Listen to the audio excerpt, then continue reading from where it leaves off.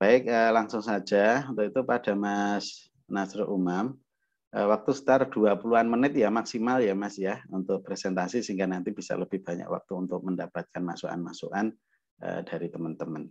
Ya, baik, baik Pak. Untuk itu silahkan waktunya Mas.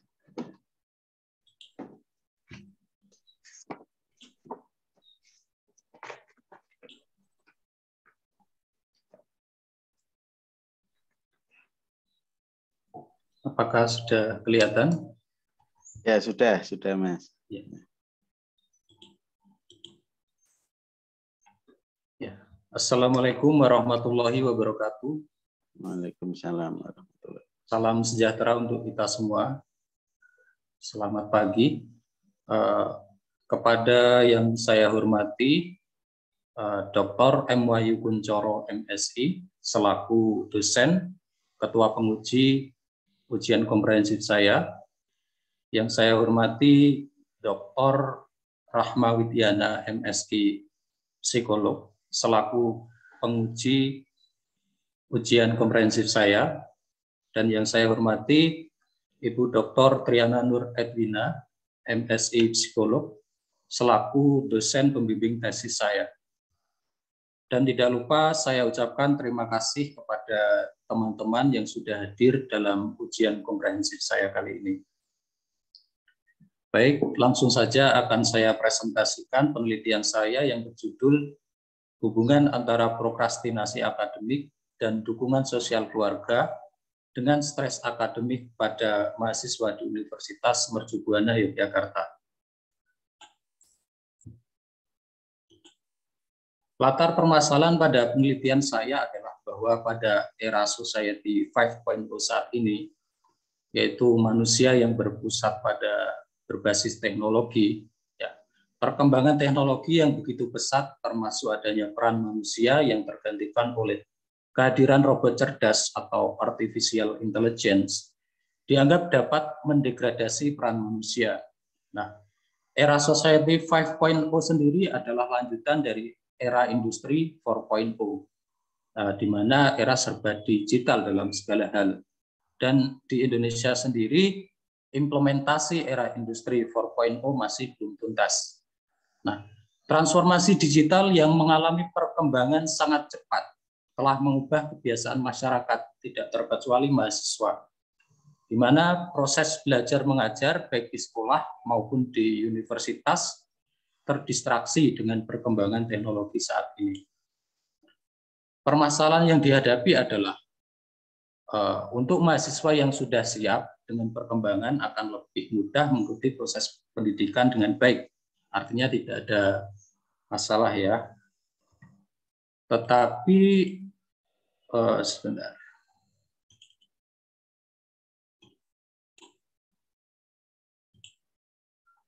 Tetapi untuk mahasiswa yang belum siap menghadapi perkembangan akan semakin tertekan dengan tugas kuliah yang dihadapi. Maksudnya bagaimana? Kemajuan zaman tidak serta-merta membuat mahasiswa menjadi rajin mengerjakan tugas-tugas dari dosen. Akan tetapi bagi mahasiswa yang belum siap dengan perkembangan, terdistraksi ya, malah sibuk bermain game, menonton YouTube, dan memainkan aplikasi lainnya, sehingga lupa waktu dan tidak mengerjakan tugas-tugas kuliah.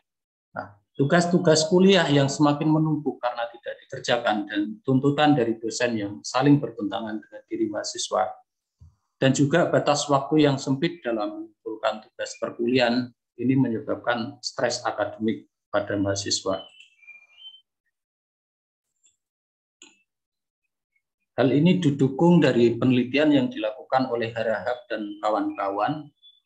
Hasilnya sebanyak 300 mahasiswa didapatkan data bahwa sebanyak 39 mahasiswa, 13%, memiliki tingkat stres akademik dalam kategori tinggi.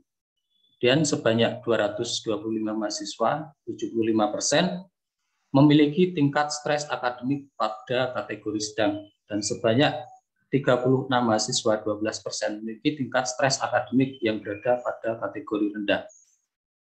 Penelitian lain yang dilakukan oleh Andriana dan Kusumawati mengungkapkan hal yang sama, bahwa pada mahasiswa strata 1 di Pulau Jawa sebanyak 285 responden, perempuan 228 responden 80%, dan laki-laki 57 responden 20%. Didapatkan hasil bahwa tingkat stres akademik selama proses pembelajaran daring jika dilihat dari segi jenis kelamin lebih dari 90% mengalami stres akademik berat. Perempuan lebih tinggi yaitu 96% dan laki-laki 93%. Dari data ini maka dapat disimpulkan bahwa sebagian besar mahasiswa mengalami stres akademik seperti itu. Kemudian ini diperkuat dengan data khusus yang saya lakukan, yaitu wawancara pada hari Senin 22 Maret 2021 sampai hari Kamis 25 Maret 2021 pada 10 mahasiswa di Universitas Mercubuana Yogyakarta. Diperoleh kesimpulan bahwa 8 dari 10 mahasiswa menunjukkan stres akademik yang tinggi. Wawancara ini saya kembangkan dari aspek yang diungkapkan oleh Sarafino dan Smith, ya, di mana ada 4 aspek, yaitu aspek biologis, kognitif, emosional, dan perilaku sosial. Ini bisa dilihat pada aspek biologis, mahasiswa merasakan pusing atau sakit kepala ketika banyak tugas kuliah yang diberikan oleh dosen, dan seterusnya. Kemudian pada aspek kognitif, mahasiswa sering merasa cemas dan khawatir tidak bisa mengerjakan tugas yang diberikan oleh dosen. Mahasiswa juga merasa sulit berkonsentrasi ketika harus memahami beberapa materi kuliah sekaligus. Kemudian pada aspek emosional, mahasiswa mengalami ketakutan dan ketidaknyamanan baik secara psikologis maupun fisik. Nah, kemudian pada aspek perilaku sosial, mahasiswa sering kesal dan marah-marah pada orang lain karena mendapatkan tugas kuliah yang banyak. Nah, kemudian tinjauan pustaka yang saya gunakan, stres akademik, pengertiannya dari Goffard and Gregory. Stres akademik adalah kondisi individu yang mengalami tekanan disebabkan karena merasa dirinya tidak mampu untuk menangani dan menyelesaikan tugas akademik.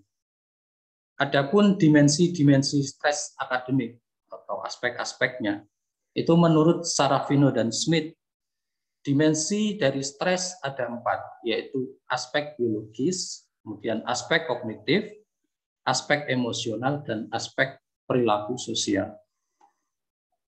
Kemudian faktor-faktor yang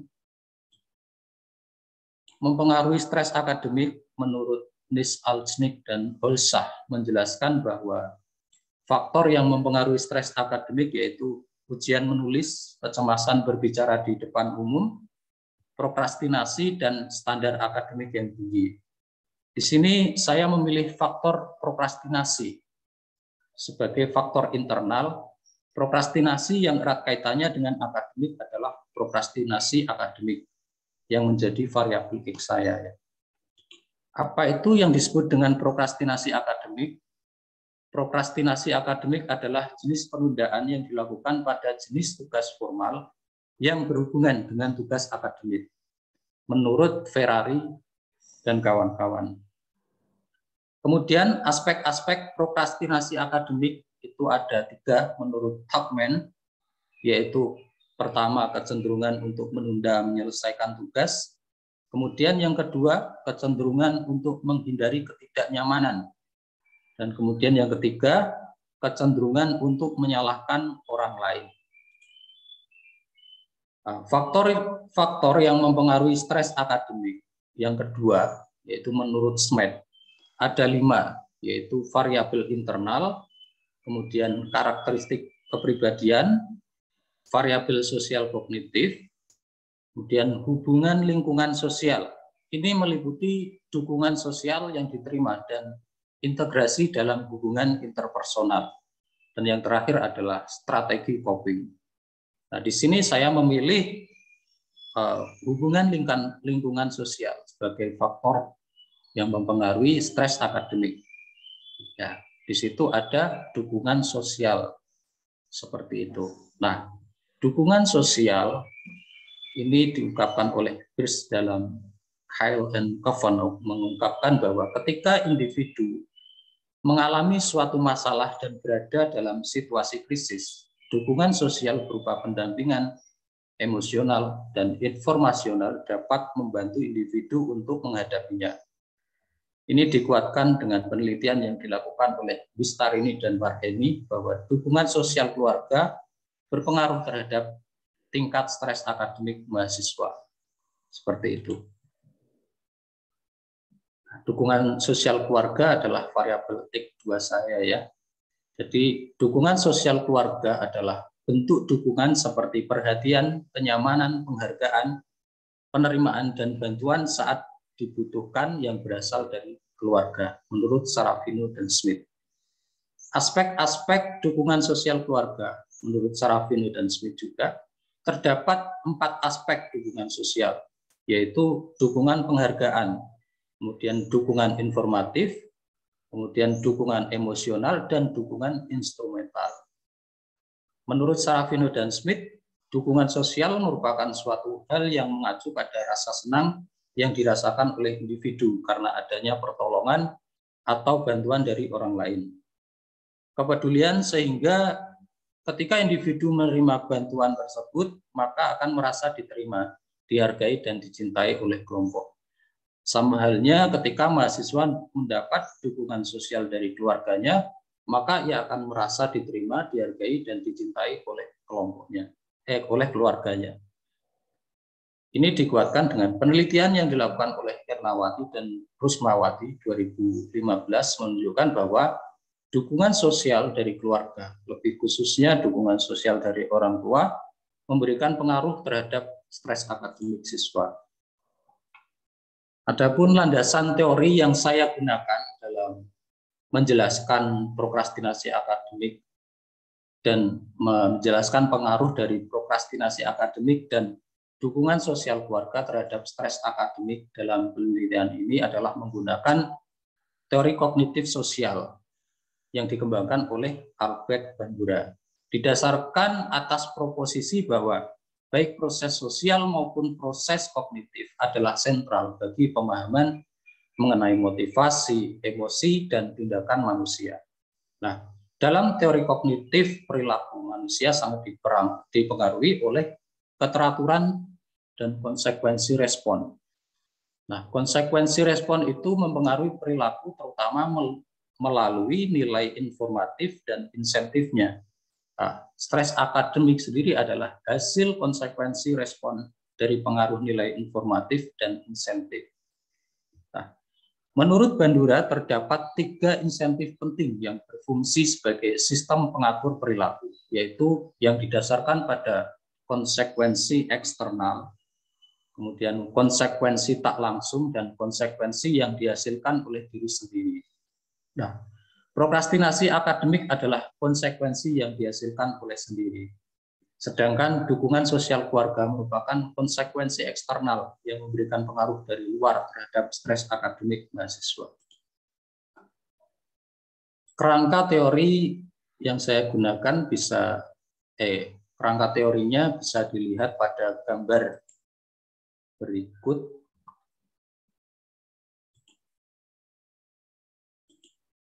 Ya, di sini yang pertama berarti ada pengaruh prokrastinasi akademik terhadap stres akademik dari aspek-aspek ya, keterkaitan antar aspek. Kemudian yang kedua ada pengaruh dukungan sosial keluarga terhadap stres akademik. Kemudian nomor 3 ini ada pengaruh prokrastinasi akademik dan dukungan sosial keluarga terhadap stres akademik. Rumusan masalah dalam penelitian saya, yang pertama, apakah ada hubungan antara prokrastinasi akademik dengan stres akademik pada mahasiswa di Universitas Mercubuana Yogyakarta? Yang kedua, apakah ada hubungan antara dukungan sosial keluarga dengan stres akademik pada mahasiswa di Universitas Mercubuana Yogyakarta? Kemudian yang ketiga, apakah ada hubungan antara prokrastinasi akademik dan dukungan sosial keluarga dengan stres akademik pada mahasiswa di Universitas Mercubuana Yogyakarta? Hipotesis sejalan dengan rumusan masalah. Yang pertama, ada hubungan positif antara prokrastinasi akademik dengan stres akademik mahasiswa. Yang kedua, ada hubungan negatif antara dukungan sosial keluarga dengan stres akademik pada mahasiswa. Kemudian yang ketiga, ada hubungan antara prokrastinasi akademik dan dukungan sosial keluarga dengan stres akademik pada mahasiswa. Keaslian penelitian saya bisa dilihat di sini. Sebenarnya ada 10 keaslian penelitian, di sini disebutkan 5, tetapi saya hanya akan menjelaskan satu penelitian saja. Contohnya di sini ada penelitian dari Purwati dan Rahmandani 2018. Persamaan dengan penelitian saya adalah sama-sama menggunakan variabel Y, yaitu stres akademik. Kemudian perbedaannya adalah di sini di penelitian Purwati dan Rahmandani ini menggunakan variabel X hanya satu, yaitu kelekatan pada teman sebaya. Sedangkan pada penelitian saya menggunakan 2 variabel X, yaitu prokrastinasi akademik dan dukungan sosial keluarga. Ini dan seterusnya ya. Kemudian metode penelitian yang saya gunakan dalam penelitian saya adalah kuantitatif non-eksperimen. Subjek penelitiannya adalah mahasiswa di Universitas Mercubuana Yogyakarta yang berusia 18 sampai 25 tahun ajaran 2021-2022. Teknik sampling yang digunakan untuk mengambil subjek yaitu teknik purposive sampling. Jumlah subjek yang digunakan yaitu 390 subjek. Untuk metode pengumpulan data yaitu menggunakan skala Likert yang terdiri dari skala stres akademik, kemudian skala prokrastinasi akademik, dan skala dukungan sosial keluarga. Ini nanti ada item favorable dan unfavorable. Skor dimulai dari 1 sampai 4. Maaf Mas Nasrul, bisa dipercepat waktunya, tinggal 4 menit. Iya baik Pak, ini tinggal 2 slide. Jadi untuk skala penelitian saya bisa dilihat di sini skala stres akademik, blueprint-nya di sini ada 24 item berdasarkan aspek dari Sarafino dan Smith. Ini ada favorable saja yang saya pakai karena tidak memenuhi konstruk bipolar. Dan untuk skala dukungan sosial ada item favorable dan unfavorable, ada 24 item. Dan skala prokrastinasi akademik ada 24 item. Nah, sebelum skala ini disebar, sebelum penelitian, maka dilakukan uji coba. Indeks daya beda yang saya gunakan dengan batas kriteria 0,30. Ya. Untuk metode analisis data, yang pertama uji prasyarat menggunakan uji linearitas untuk mengetahui linearitas data dari 2 variabel mempunyai hubungan yang linear atau tidak. Kemudian 2, uji multikolinearitas untuk mengetahui korelasi antar variabel prediktor. Kemudian setelah uji prasyarat terpenuhi, maka uji hipotesis di sini menggunakan analisis regresi sederhana, yaitu untuk mengetahui 1 variabel X dengan 1 variabel Y, X1 dengan Y dan X2 dengan Y. Analisis yang kedua yaitu analisis regresi linear berganda untuk mengetahui hubungan dari 2 variabel X dengan 1 variabel Y. Ya. Demikian presentasi dari saya. Apabila ada salah kata dalam penyampaian saya mohon maaf dan saya sampaikan terima kasih. Wassalamualaikum warahmatullahi wabarakatuh. Waalaikumsalam warahmatullahi wabarakatuh. Terima kasih Mas Nasrul Umam yang telah mempresentasikan proposal penelitiannya.